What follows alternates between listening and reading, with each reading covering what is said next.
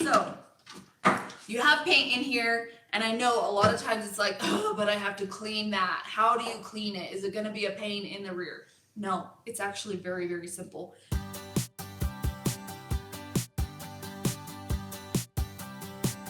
So all you do, you unscrew it.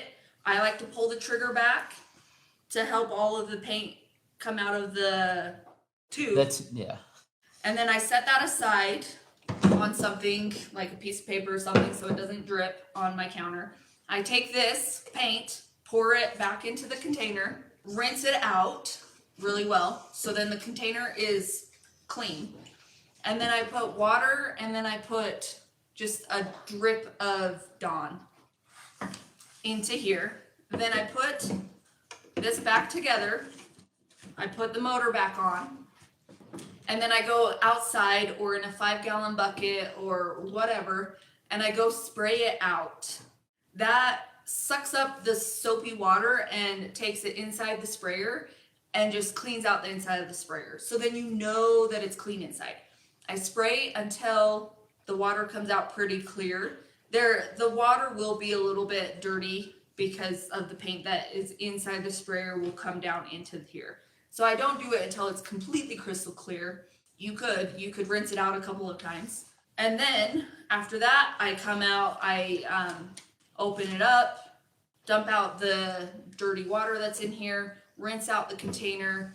I pull this thing off, wash it under running water, clean that off, run this underneath running water, unscrew all of the tip stuff, run that under running water. I push this trigger forward and it pops the tip out a little bit so then you can get it off and run that underwater and then run this underwater. This sprayer came with a brush and a little like pin. I don't know that you can see that. So you can clean, like you can get inside the tip with this pin. You can see that? You can see it a little. Okay. Yeah, you can see it. And then you can use the brush to clean that stuff, right? You can use the brush to get inside of here. It usually takes about 5 minutes, maybe 10, depending on how long you leave the paint in the sprayer. The less time that you leave the paint in, the less chance that it had to dry up on everything.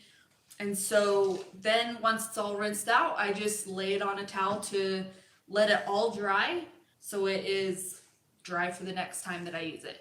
If I'm going to use another type of paint right after I clean it off, I make sure to dry inside the tips and everything so then I don't have dripping water. That can be an issue.